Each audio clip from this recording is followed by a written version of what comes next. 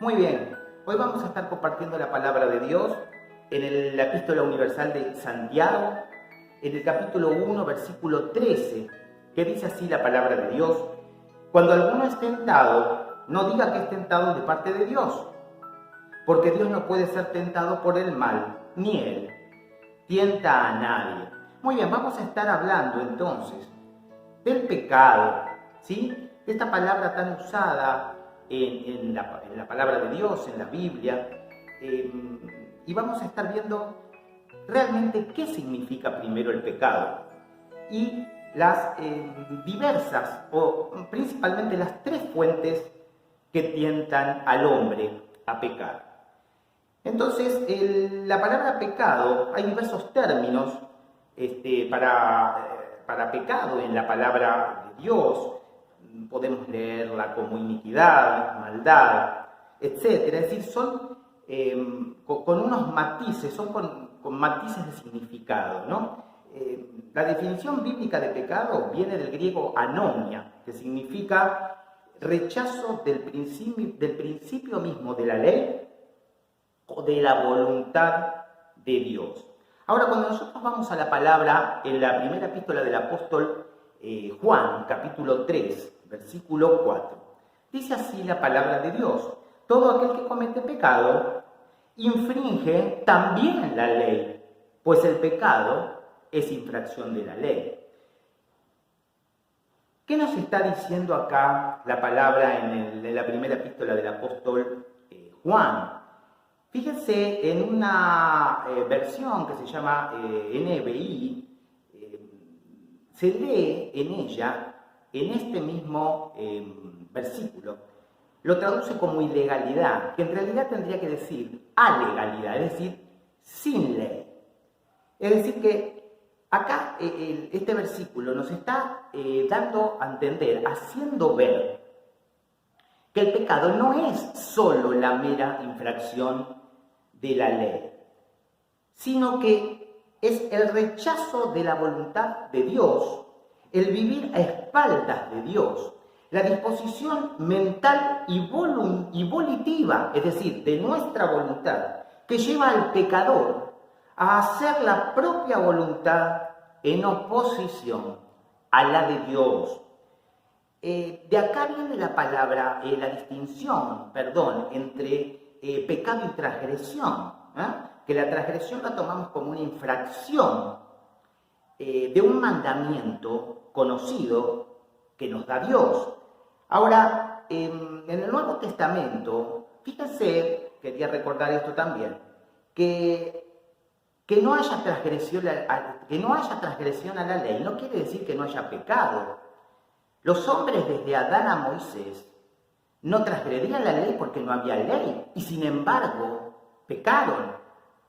Por eso murieron, nos dice en el libro de Romanos, y por eso vino también el diluvio. Recordamos entonces esta diferencia, ¿sí? Esta distinción entre pecado y transgresión.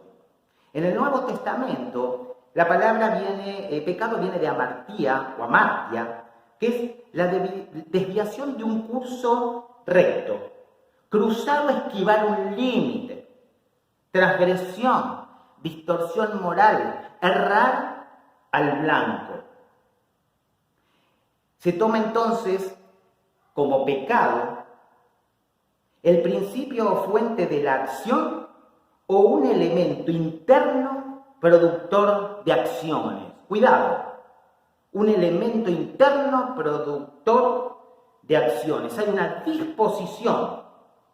Leemos en el libro de Proverbios: porque cuál es su pensamiento en su corazón, tal es él. Porque cuál es su pensamiento en su corazón, tal es él. Proverbios 23:7. Quiere decir que hay una disposición y hay una actitud. Una actitud que significa, es la manera de estar alguien dispuesto a comportarse o a obrar, es decir, o a hacer las cosas. Y tenemos que tomar entonces el pecado como un poder organizador, actuando por medio de los miembros del cuerpo, ¿sí? Es el instrumento orgánico el instrumento orgánico, el cuerpo, por medio del cual el pecado acciona. Muy bien. De esta manera estamos entendiendo al pecado como algo mucho más profundo y más complejo que simplemente no cumplir un mandato de Dios. Muchas veces escuchamos a hermanos decir, por ejemplo, yo no miento, o creer. Hay muchas personas que creen que realmente no están en pecado, que no pecan de una manera constante, sin querer, a veces por ignorancia.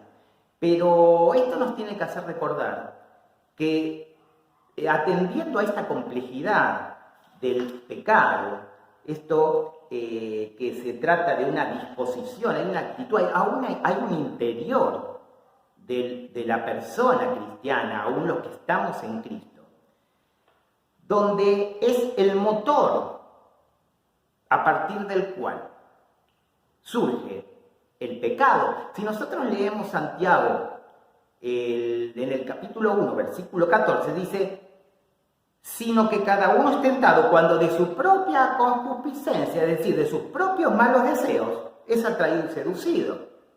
Cuidado, nuestro interior dispone, con nuestro corazón, nuestra mente, es la que se dispone a pecar. Es la que se dispone a estar a espaldas de Dios muchas veces y seguir nuestra propia voluntad en contra de la de Dios. Cada día, cada momento, pequeñeces, detalles, tenemos que estar atentos para siempre poder estar a cuenta y ponernos a cuenta con Dios, para que Él nos limpie de toda maldad, para estar listos para servirle, porque estorba el pecado, ¿sí? Dios no tolera el pecado. Entonces prestamos atención realmente a lo que significa y lo que es pecado. El pecado es una realidad. Satanás fue el primer ser creado que pecó. Tentó al hombre a desobedecer a Dios. Y a través de esta desobediencia, el pecado entró al mundo. Entonces, ahora nos resta ver de dónde proviene la fuente de tentación que hace que los hombres pequen. Entonces tenemos tres fuentes. Primero, Satanás y sus demonios. Segundo, el mundo. Y tercero, la misma naturaleza pecaminosa del hombre, de las personas. Vamos a empezar por la fuente que es Satanás y sus demonios. Uno de los nombres que se le da en la Biblia a Satanás es tentador. Tentó a los ángeles que no guardaron su dignidad, sino que abandonaron su propia morada, nos dice la palabra en Judas 6. El apóstol Pablo envió a Timoteo a Tesalónica temiendo que los hubiera tentado el tentador. Primera Tesalonicenses 3:5. Fue Satanás quien tentó al rey David a censar.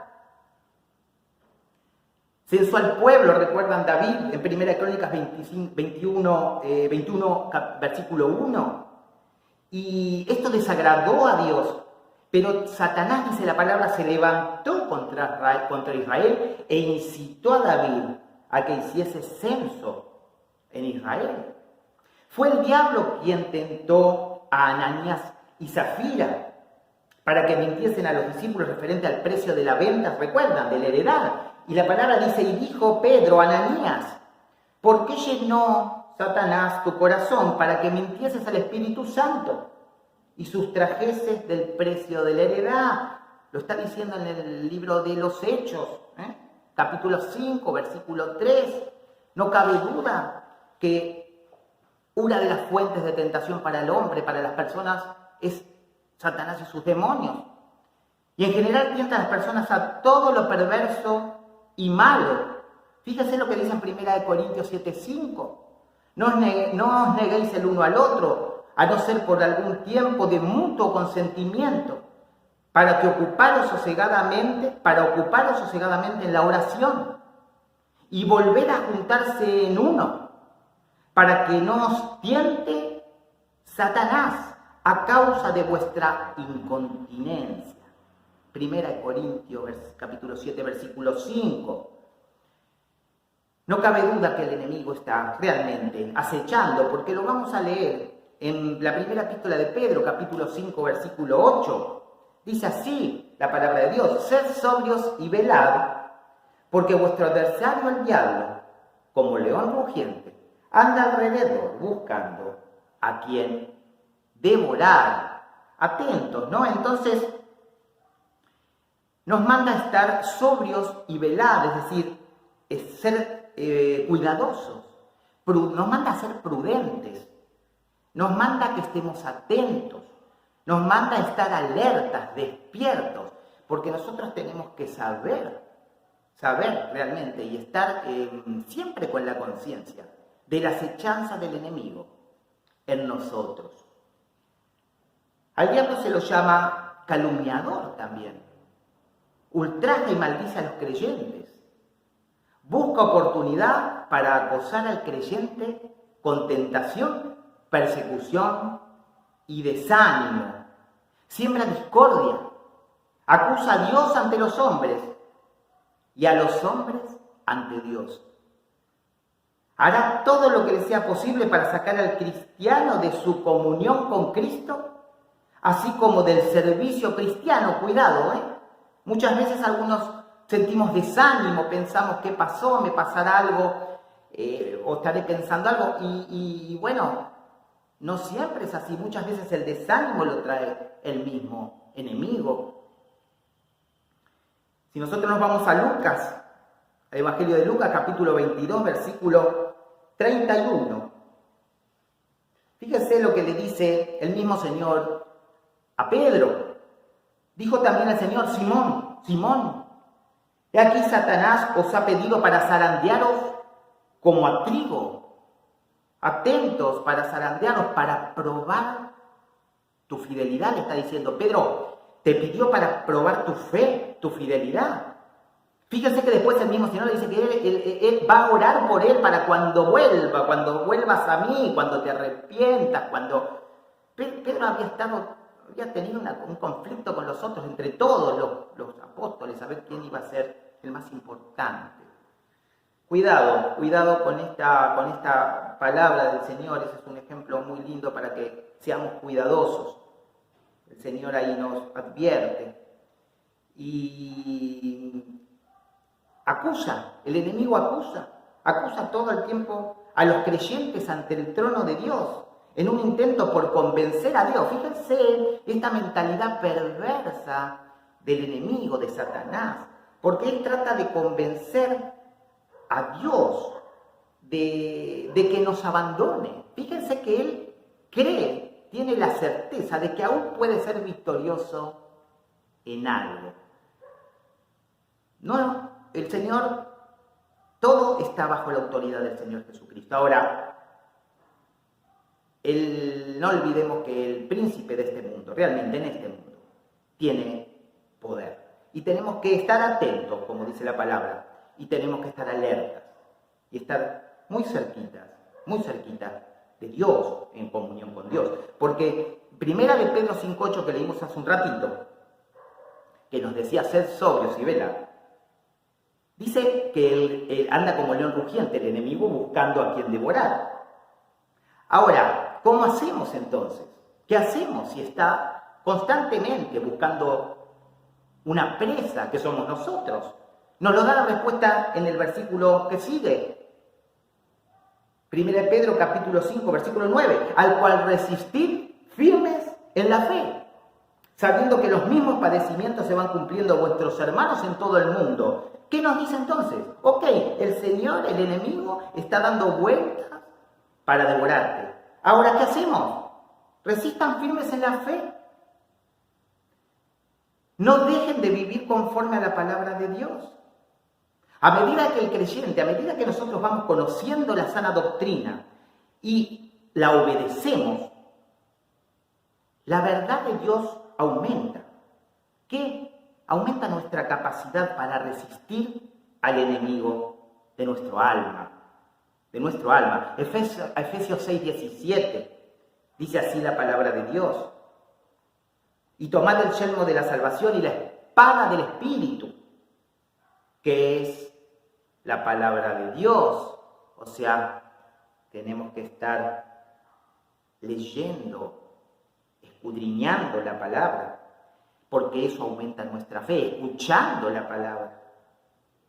Escuchando la palabra. ¿Para qué? Para resistir firmes en la fe. Vamos a ir ahora a la segunda fuente de tentación. ¿Cuál es? El mundo. En Primera de Juan se nos pide a los cristianos no amar al mundo. Primera de Juan 2:15, capítulo 2, versículos 15 y 16, recuerda. Acá la palabra mundo viene del griego cosmos. Y en este contexto se refiere al sistema cultural, social, político y religioso donde vivimos. Se refiere al sistema espiritual invisible de maldad que es dominado ¿por quién? Por Satanás. Recuerden que en 2 Corintios la palabra llama a Satanás el Dios de este mundo. ¿Sí? Cuando el hombre pecó, perdió el derecho que Dios le había dado sobre el mundo, acerca de señorear. Cayó. Y entonces el diablo reclamó el mundo y tiene poder en el mundo. Los cristianos nos debemos caracterizar por el amor y la obediencia a Dios. El incrédulo, en cambio, está en rebelión. ¿Contra quién? Contra Dios. Enamorado y esclavizado por el sistema mundano. Fíjense que acá no existe término medio.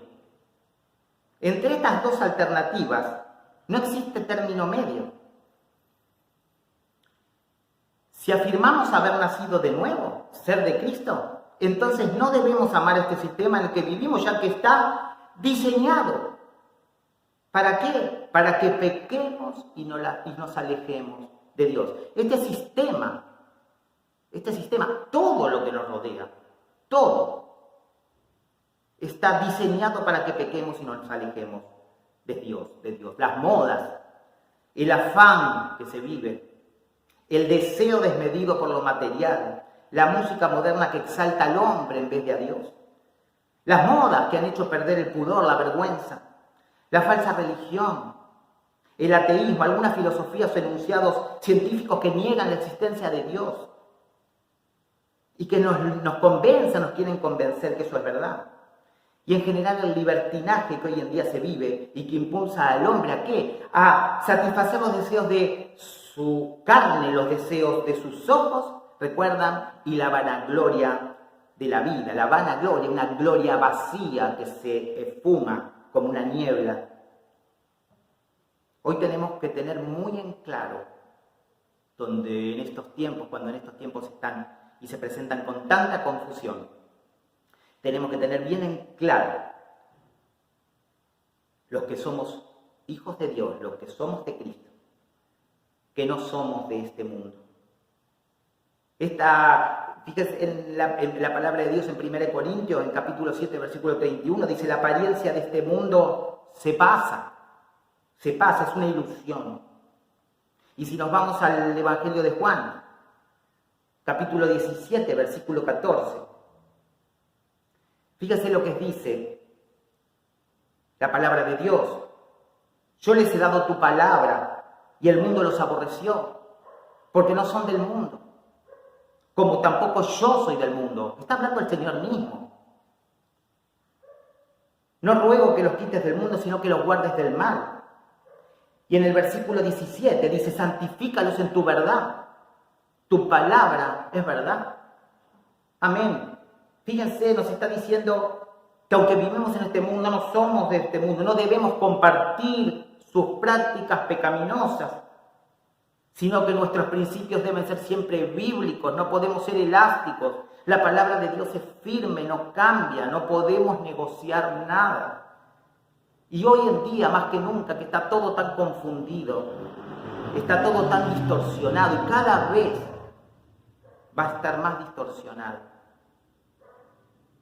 Santifícalos en tu verdad, es decir, Jesús le ora al Padre para que seamos separados, apartados, que estemos apartados para Dios. Yo sé que a veces, muchas veces nos dicen, qué exagerado, ¿cómo puede ser que vivas así? No somos exagerados. Mientras estemos cumpliendo y queriendo vivir según la voluntad de Dios y según el decreto que sale de su boca, que es su palabra para nosotros escrita.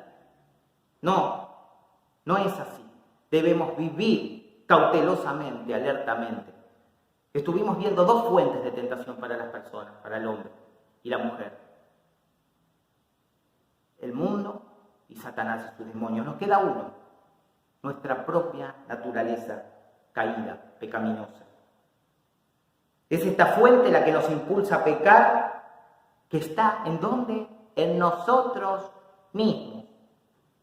A nuestra naturaleza pecaminosa en la Biblia se la conoce como los deseos de la carne.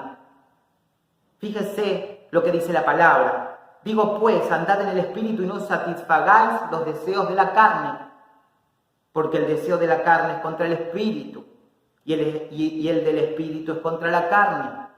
Y estos se oponen entre sí. ¿Para qué? Dice la palabra. Ahí nos da la respuesta. ¿Para qué? Para que no hagáis lo que quisiereis. Para que no hagan lo que quisieran. ¿Se acuerdan? Todo nos es lícito, pero no todo edifica. Todo nos es lícito, pero no todo es bueno. ¿Bueno para quién? Para nosotros, porque todo lo que nos desviamos, todo lo que nos desvía de la voluntad de Dios y de la palabra de Dios para nuestra vida y para los que nos rodean, nos aleja de la comunión con Dios. La palabra carne viene del griego sarx y no se refiere a la carne física del cuerpo, sino a los deseos de la naturaleza pecaminosa que no debemos practicar. Como creyentes entonces tenemos la responsabilidad de elegir siempre lo bueno y cuidar nuestra salvación, no porque la vayamos a perder. El Señor nos justificó, nos salvó una vez y para siempre, pero sí por agradecimiento y verdadero convencimiento de la obra que Cristo ha hecho por nosotros. Cuanto más convencidos estemos nosotros de la obra que Cristo ha hecho por nosotros en la cruz, más fe, más fortaleza vamos a tener, porque vamos a estar más apoyados sobre la roca que es Jesucristo. Debemos vivir santa y piadosamente delante de Dios. Por otro lado, al saber de la seguridad de nuestra salvación, esto no significa que el creyente debe abusar de la gracia perseverando en el pecado. Tiene que haber fruto, mínimo, pero tiene que haber fruto, porque por sus frutos los conoceremos. Por sus frutos los conoceréis, por sus frutos nos conocerán, por nuestros frutos. ¿Sí? Entonces, repasamos las tres fuentes de pecado que tientan a pecar al hombre: Satanás y sus demonios, el mundo y nuestra propia naturaleza caída. Sabemos que a no ser por la intervención divina el hombre es incapaz de elegir lo bueno, pero Dios quebranta el corazón perverso del hombre. ¿Para qué? Para que se arrepienta y se convierta. Así como hizo usted, como hice yo en un momento de nuestra vida. Nos arrepentimos, nos convertimos porque creímos en Jesucristo.